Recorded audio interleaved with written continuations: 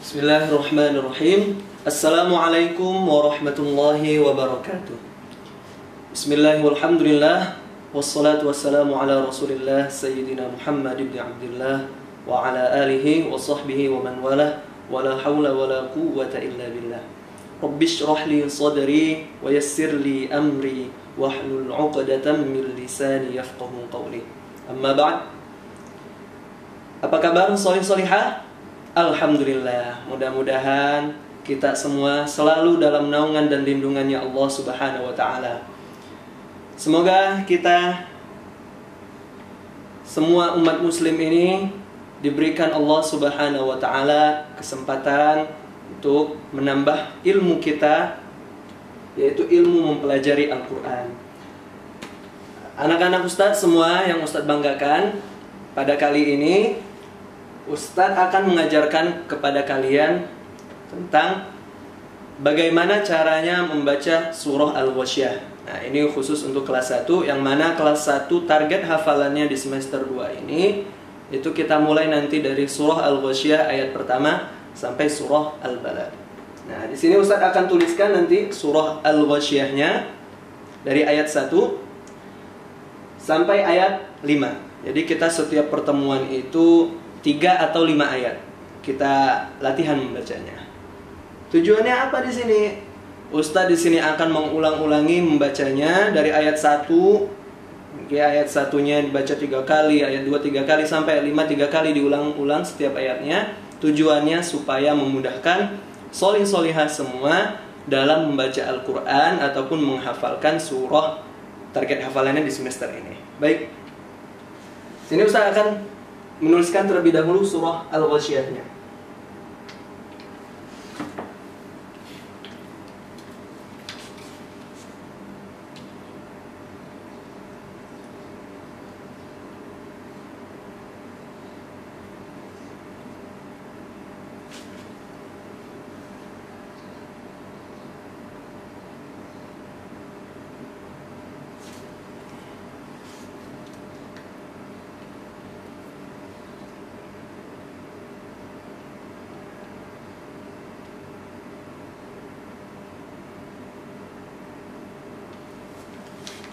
Ini ayat pertama surah Al-Ghasyiyah. Ini tinggal Ustadz berikan harokatnya ya. Fathah, sukun, fathah tegak. Oh salah, kan fathah tegak, ikhwan. Fathah, fathah tegak, fathah, fathah, kasrah, sukun, dhammah, sukun, fathah, kasrah, fathah, kasrah. Ini ayat pertama. Di sini akan Ustadz buat tandanya, kita penggal-penggal. Jadi untuk memudahkan solih-solihah semua membacanya, jadi ayat ini akan Ustadz penggal-penggal bacaannya. 1 2 3. Nanti jika sudah cukup lancar, nanti akan kita hapus. Jadi membacanya langsung secara seluruhnya satu ayat. Baik. Di sini ayat 1 surah Al-Ghasyiyah. Ustaz bacakan ta'awudnya terlebih dahulu. Solih-solihah perhatikan, dengarkan. Nanti di sesi berikutnya akan ada baca tiru dengan Ustaz. A'udzu billahi minasy syaithanir rajim. Bismillahirrahmanirrahim. Sini ayat 1 ya. Hal ataka. Sini garis pertama, saya kasih tanda 1, 2, 3. Ada 3 garis. Nah, garis pertama dulu. Hal ataka. Sekali lagi usah ulangi. Hal ataka. Sekarang garis kedua. Hadithul. Di sini garis ketiga. Ghasyiyah. Saya ulangi ya. Sebentar, di ayat 1 ini Ustadz akan sebutkan satu persatu hurufnya, huruf hijaiyahnya, kemudian harokatnya, supaya bisa lebih dipahami solih-solihah semua. Hal ataka. Di sini haknya berharokat fathah, lamnya berharokat sukun, hamzah. Nah, kita kasih tanda sini hamzah. Hamzah harokatnya fathah, taknya berharokat fathah tegak, kemudian kafnya berharokat fathah. Hal ataka. Jadi yang dibaca panjang di garis pertama ini hanyalah huruf ta. Kenapa dibaca panjang? Dibaca panjang 2 harokat karena di sini ada harokat fathah tegak. Hadithul, hadithul. Nah, di sini jangan sampai keliru membacanya. Kalau kita membacanya hadithul nanti bisa berubah artinya. Di sini menggunakan huruf ha. Ha-nya huruf kecil. Nah, seperti ini. Hadithul. Huruf apa lagi yang dibaca panjang? Huruf dal. Dalnya dibaca panjang 2 harokat. Kenapa? Karena dia mad tabi'i. Mad tabi'inya berupa apa? Kasroh. Kemudian setelahnya ada ya sukun. Hadithul. Nah, di sini juga harus diperhatikan bahwasannya di sini bukan huruf sin, akan tetapi huruf sa. Ustaz tulis ini. Huruf sa. Oke, saya ulangi dari garis pertama ya. Hal ataka hadithul ghashiyah. Huruf ghain di sini dibaca panjang 2 harokat. Kenapa? Karena di sini huruf ghainnya berharokat fathah, kemudian setelahnya ada alif, maka dibaca panjang 2 harokat mad tabi'i. Hadithul ghashiyah. Ghashiyah. Nah, oke, saya ulangi ya. Hal ataka hadithul ghashiyah. Hadithul di sini haknya berharokat fathah, dalnya berharokat kasroh, ya-nya sukun, sa-nya berharokat dhammah, kemudian di sini ada alif lam. Alif lam qamariyah. Kenapa alif lam qamariyah? Karena huruf ghain ini termasuk huruf alif lam qamariyah atau izhar qamariyah. Ghainnya berharokat fathah, kemudian shinnya berharokat kasroh, ya fathah, tak marbutah kasroh. Oke, diulangi sekali lagi bacaannya. Hal ataka. Jadi kafnya dibaca pendek. Hadithul ghashiyah. Hal ataka hadithul ghashiyah. Oke, solih-solihah bisa coba dibaca. Sekarang Ustaz hapus garisnya. Ustaz hapus garisnya, kemudian akan Ustaz bacakan seluruh dari satu ayat ini ya. Hal ataka hadithul ghashiyah. Nah, itu tadi. Coba diikuti bareng-bareng. 1, 2, 3. Hal ataka hadithul ghashiyah. Nah, itu dia solih-solihah ayat 1. Mudah tidak? Mudah. Insya Allah kalau seperti ini belajarnya, asalkan semuanya ada kemauan, kemudian ada rasa sungguh-sungguh yang tinggi, kemudian juga kita konsisten, istiqomah, insya Allah di sini dengan cara seperti ini akan memudahkan kita untuk belajar membaca Al-Quran atau menghafalnya. Baik, di sini ayat 1-nya akan Ustaz hapus ya. Ustaz hapus, kita lanjutkan ke ayat 2.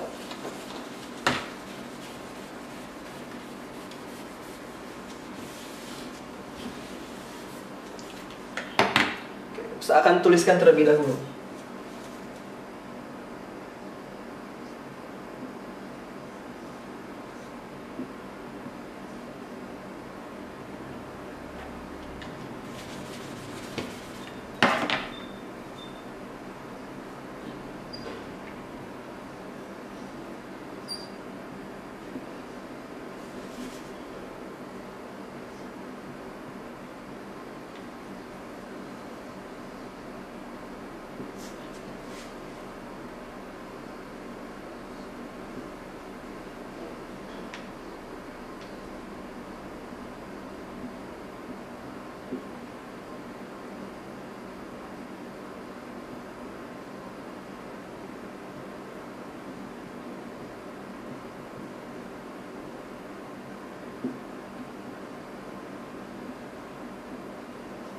Baik, di sini ayat 2 sudah Ustaz tuliskan. Nah, Ustaz akan kasih garisnya juga. 1, 2,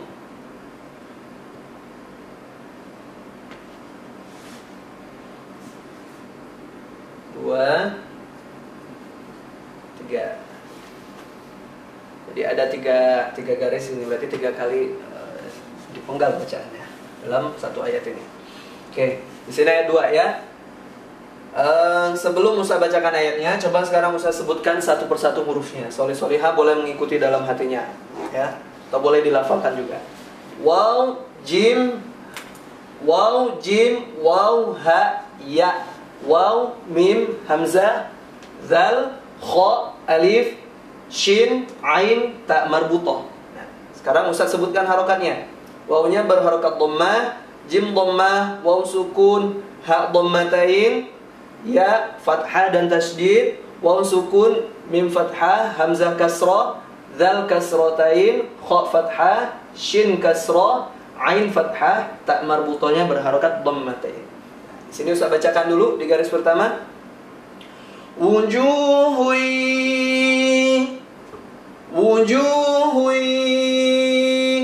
Jadi di sini jimnya dibaca panjang, 2 harokat.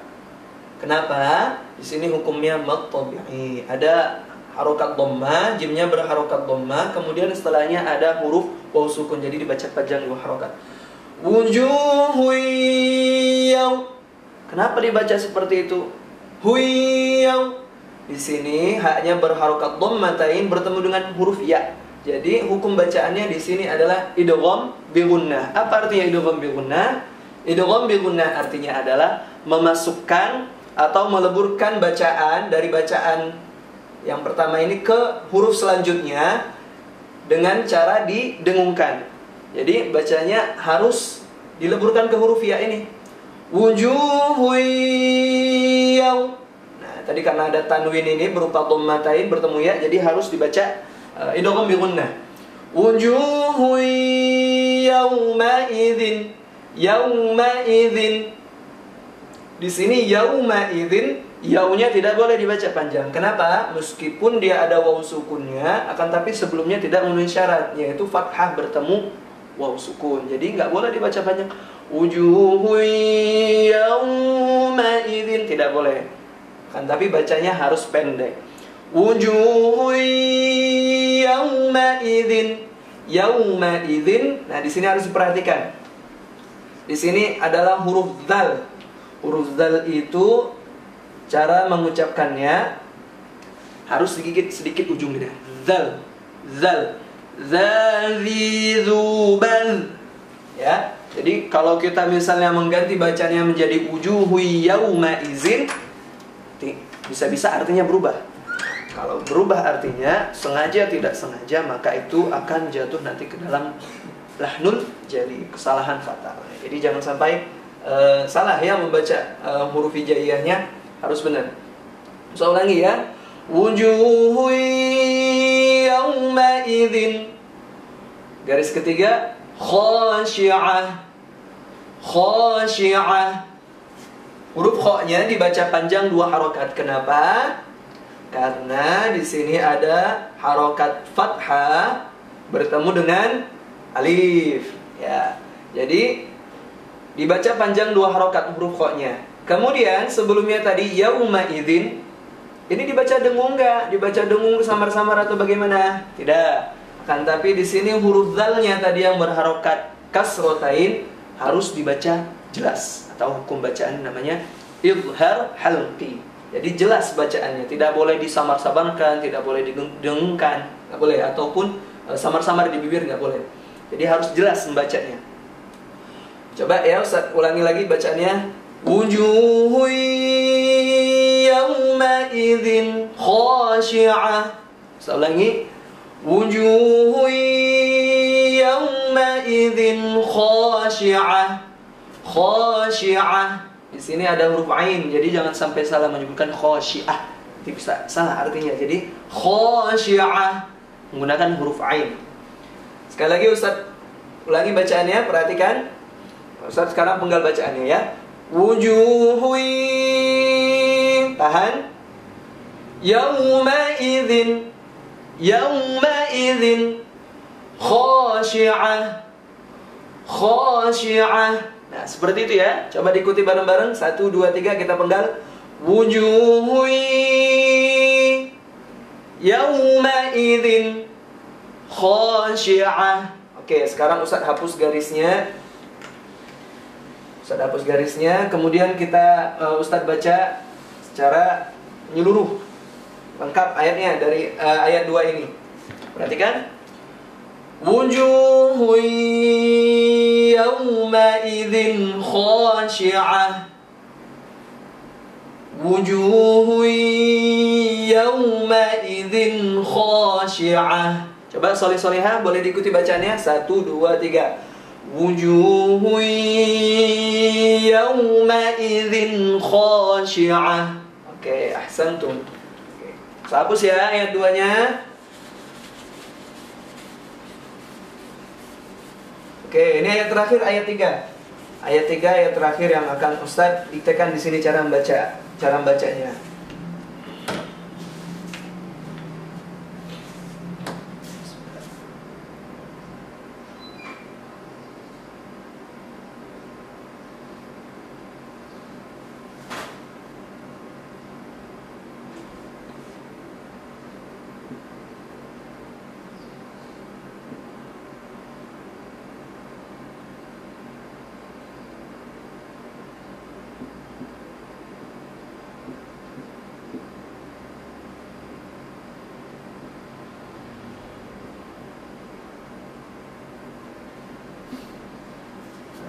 Ayat 3.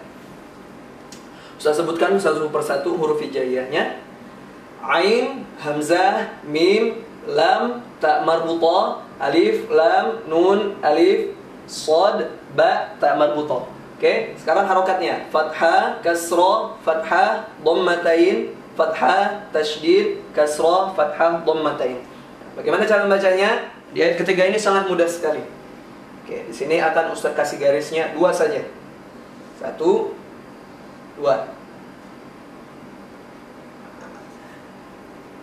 Jadi huruf pertama di sini adalah huruf ain. Jadi harus diusahakan benar-benar ketika mengucapkan huruf ain itu. Jangan sampai disamakan dengan mengucapkan huruf hamzah, ya. A, i, u, ba. Oke. Ayat 3. Amilatun, amilatun.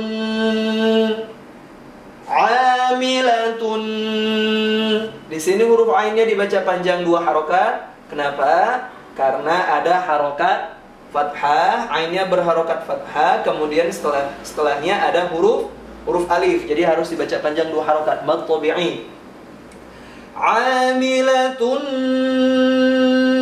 Kenapa dibacanya seperti itu? Nah, di sini ada harokat apa ini? Dhammatain, tak marbutohnya berharokat dhammatain, bertemu dengan huruf nun. Ya. Jadi cara membacanya itu harus idgham bi gunnah. Idgham bi gunnah tadi itu apa artinya? Memasukkan atau meleburkan bacaan ke huruf selanjutnya dengan cara didengungkan. Dan harus ditahan selama 2 atau 3 harokat. Amilatun nasibah, amilatun nasibah. Nun di sini dibaca panjang. Kenapa? Sama seperti huruf ain tadi, karena ada harokat fathah bertemu dengan huruf alif. Nah, di sini tak marbutohnya harus dibaca waqaf. Ketika waqaf jadi dibacanya menjadi huruf ha, ya, bukan nasibat tapi menjadi nasibah. Oke, saya ulangi sekali lagi bacaannya. Amilatun nasibah. Kalau seperti ini berarti bacaannya harus ditahan atau didengungkan. Amilatun nasibah. Sekali lagi kita ulangi. 1, 2, 3. Amilatun nasibah.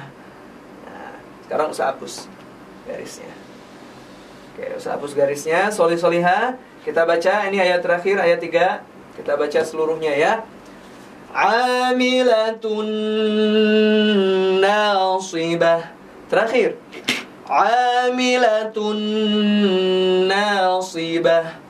Shadaqallahul azim. Nah, di sini untuk video kali ini sampai ayat 3 terlebih dahulu, surah Al-Ghasyiyah-nya yang kita pelajari. Insya Allah di pertemuan berikutnya atau di sesi berikutnya kita akan lanjutkan dimulai dari ayat 4. Ya, soleh-soleha silakan di rumah diulang-ulangi cara membacanya. Boleh ditemani, didampingi oleh ayahnya, bundanya, ataupun kakaknya, saudaranya. Minta bagaimana soleh-soleha ini ketika membaca, minta kepada ayah bundanya untuk dikoreksi membacanya, bagaimana, sudah benar atau tidak. Jadi ketika soleh-soleha sering mengulang-ulang membaca surahnya ini, semakin sering kita mengulang-ulang bacaan itu akan semakin menjadikan hafalan itu tadi melekat di otak kita, di memori kita. Jadi insya Allah dengan cara mengulang-ulang terus bacaannya berkali-kali, yang tadinya belum hafal itu nanti akan ada bayangannya untuk lebih mudah menghafalnya. Oke, cukup sekian. Kita baca doa kafaratul majlis. Subhanakallahumma wa bihamdika asyhadu an la ilaha illa anta astaghfiruka wa atubu ilaik. Assalamualaikum warahmatullahi wabarakatuh.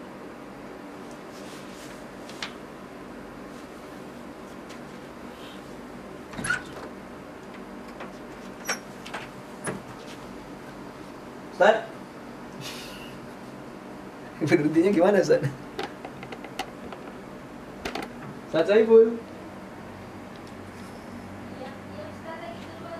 Oh, lagi keluar. Masih